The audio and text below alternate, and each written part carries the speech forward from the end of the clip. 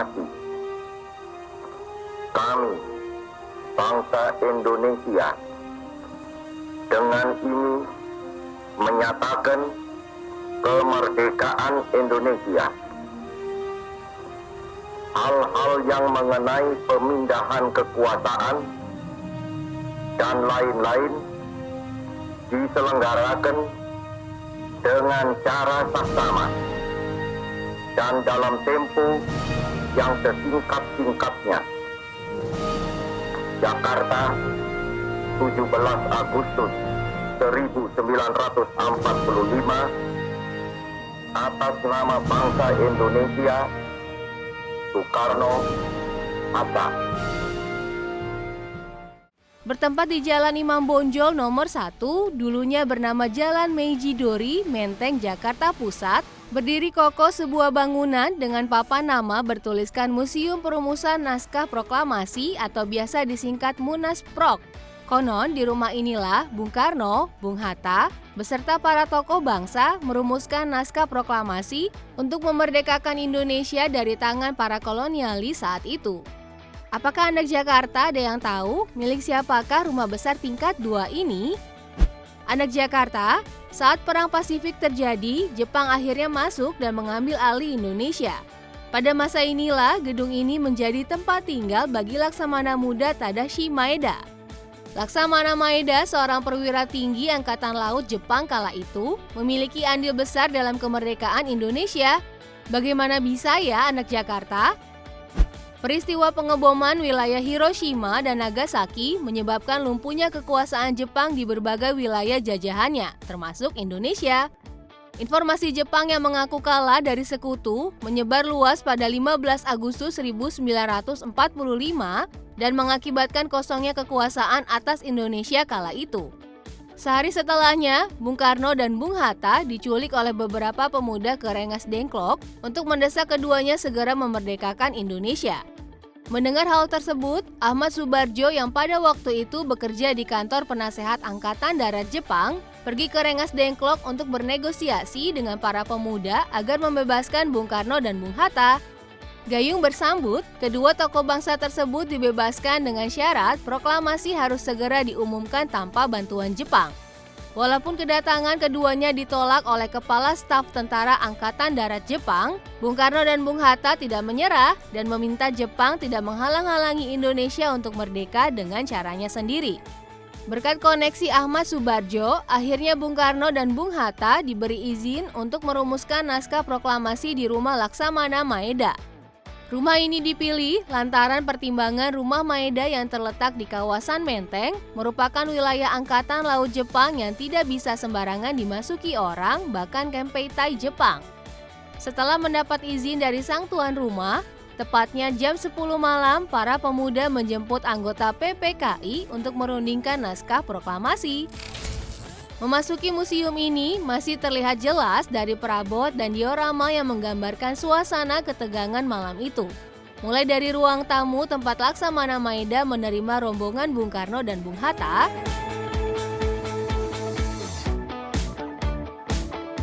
meja panjang terbuat dari kayu, tempat mengadakan rapat bersama pengurus PPKI,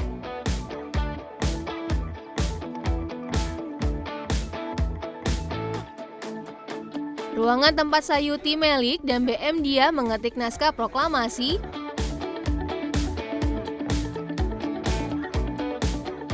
bahkan grand piano yang menjadi tempat Bung Karno dan Bung Hatta menandatangani naskah proklamasi.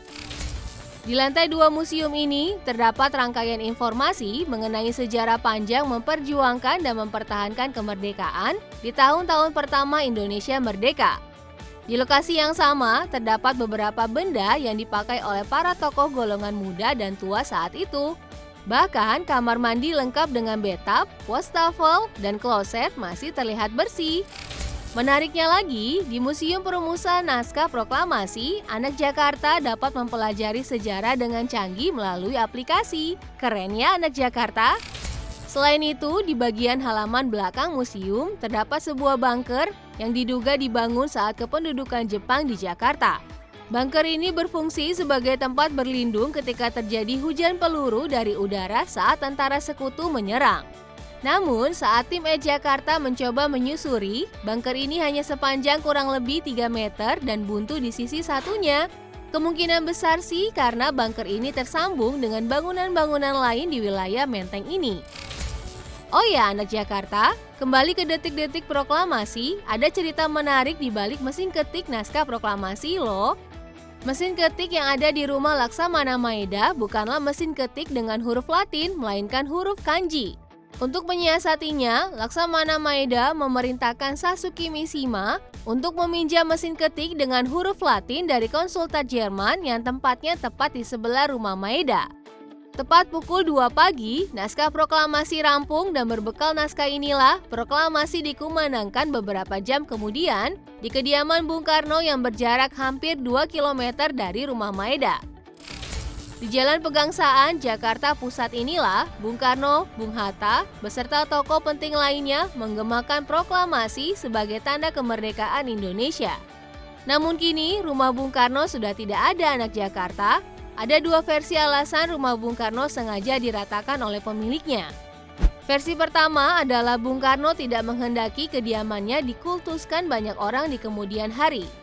Versi kedua, Bung Karno ingin memperlihatkan hasil karya arsitekturnya, yaitu bangunan yang berada tepat di belakang rumahnya, yang kini berfungsi sebagai gedung Badan Keamanan Laut Republik Indonesia. Di kompleks Taman Proklamasi ini terdapat 3 monumen anak Jakarta. Jika ditelusuri berdasarkan tahun, monumen tertua adalah Tugu Peringatan 1 Tahun Proklamasi yang dibuat sebagai peringatan ulang tahun pertama Republik Indonesia tahun 1946. Tugu kedua di kompleks ini adalah Tugu Petir. Tugu yang dibangun tahun 1961 berbentuk linggis setinggi 17 meter dengan lambang petir di atasnya anak Jakarta. Petir melambangkan betapa menggelegarnya peristiwa pembacaan proklamasi kemerdekaan Indonesia dan linggis menggambarkan derap pembangunan. Di kaki Tugu Petir inilah diduga teras rumah tempat Bung Karno dan Bung Hatta berdiri tegak membacakan teks proklamasi. Terakhir, monumen yang paling menonjol, Monumen Proklamator Soekarno-Hatta. Monumen yang diresmikan oleh Presiden Soeharto pada 1980 ini merupakan karya perupa Nyoman Nuarta, Sidarta, dan Sumartono. Bagaimana anak Jakarta? Menyenangkan sekali ya menyelusuri tapak tilas detik-detik bersejarah bagi rakyat Indonesia. Rasa nasionalisme tentunya harus tetap membara dalam diri ya anak Jakarta, terutama di saat kita harus bertarung dengan pandemi seperti sekarang ini. Kita harus bergandengan tangan, bersatu untuk mewujudkan Indonesia tangguh, Indonesia tumbuh.